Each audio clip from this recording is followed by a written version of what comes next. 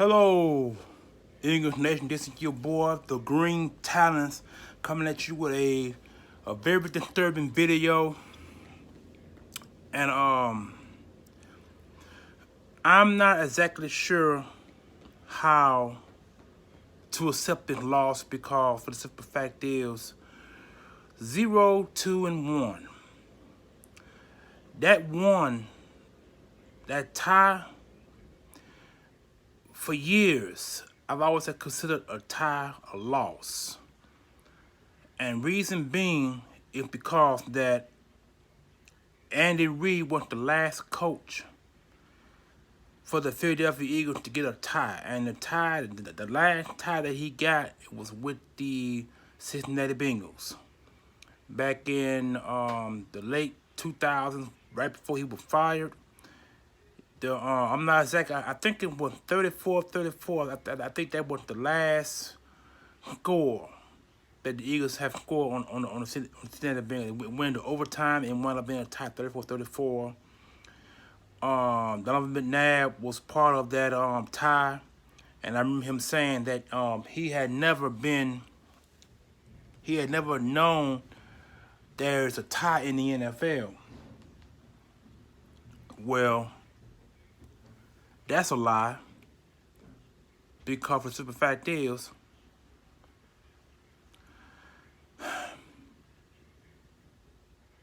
I'm not exactly, wow, I mean, 0, 2, and 1. I can't really get over that for all the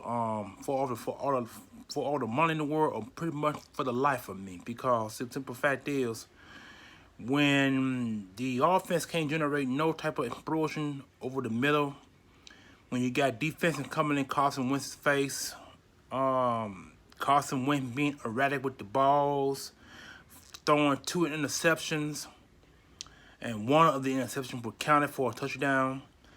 And then he fumbled the ball once, only for it to be recovered by Jason Kelsey, that recovered the fumble and lost yards on that. So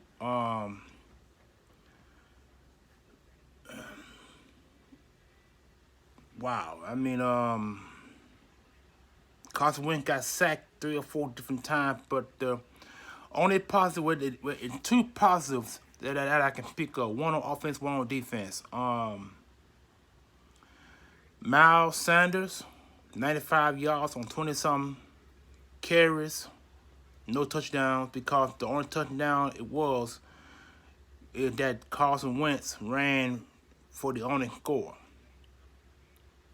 And the other score, I think it was 21 or 23 tie. I mean, yeah, 2023 tie was the score. So I know Carson Wentz ran for 1, and it's right. Yeah, he ran for 1 and he threw for 1. That's right.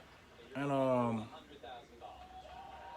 so with that being said, so much could be said, and so much could be talked about, because I'm really getting tired of this losing situation, because it's like, I'm not sure if it's the play calling that Doug is doing, or it's the offensive line, because people did get hurt during the last minutes in the overtime loss. Like I said, loss. I'm not gonna say a tie, because a tie ain't nothing, because the tie only goes well with the Bengals, because the Bengals came in Lincoln Financial Field and they came with a purpose to win.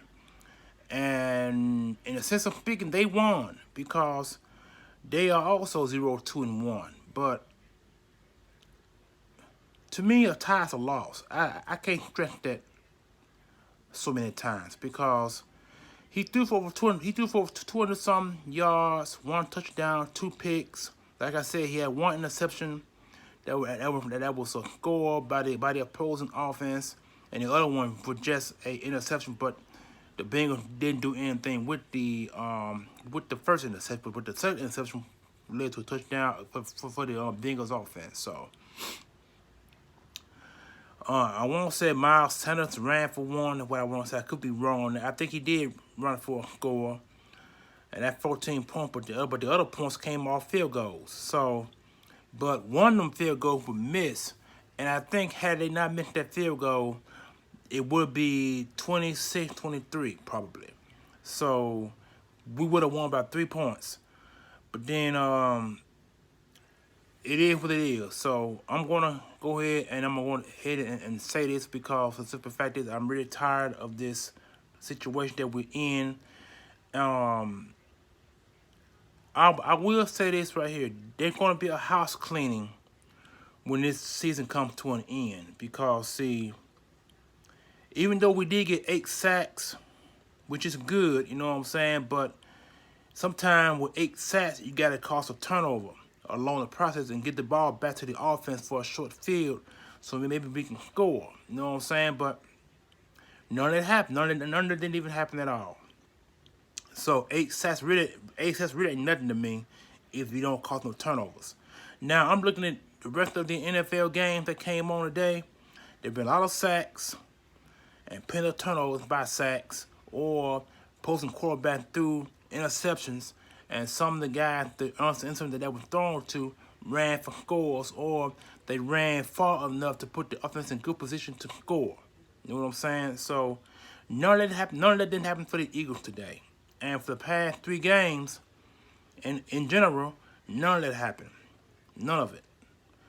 And it's just so sad. I mean, this is really, really sad. I mean, 8 sacks, no interceptions, no fumble recovery, no nothing. So, a lot of people are gonna do some talking tomorrow. A lot of it ain't like a whole lot of it going on right now on Instagram or Facebook or some of the other social media outlets that's going on in the country because I do know that Philadelphia got a radio station.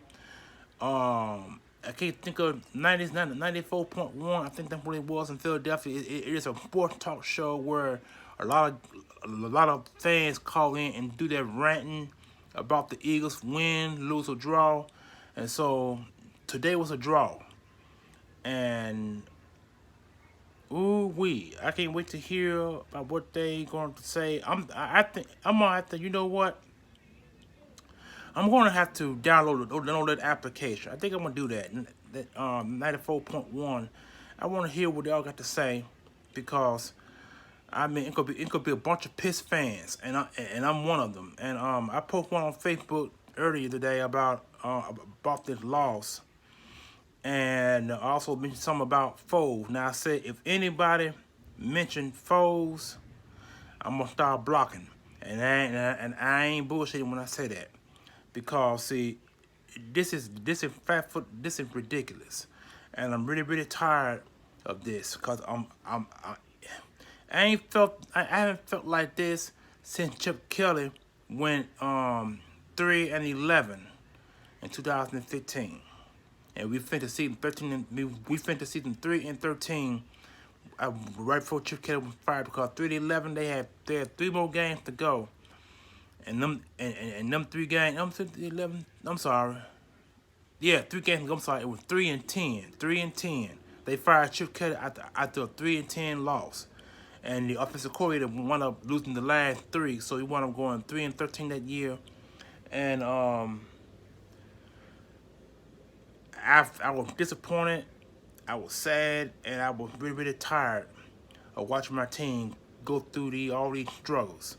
And we're going through a struggle right now. And now our next game is against the 49ers at San Francisco. It's a road game. So the Eagles are 0-1 at home. Because we're 0-2 at home. 0-2 at home. 0-2? No, I'm sorry.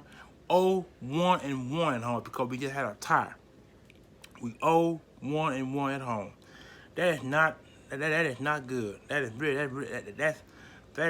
is so pathetic for me to even say that, for that to come out of my mouth. You know what I'm saying? Because it's crazy.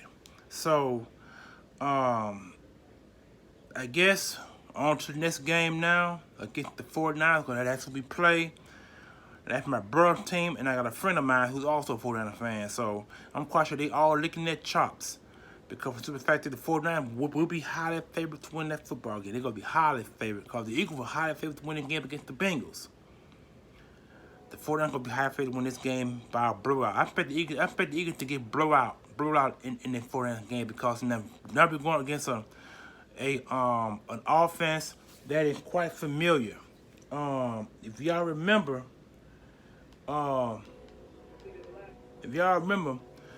um, I forgot the coach for the Broncos when the Broncos won their 2 Super Bowls. Mike Shanahan, okay. Kyle Shanahan is the coach for the San Francisco 49ers. He runs the same style of offense. And it's a West Coast offense because Mike Shanahan came over from the 49ers.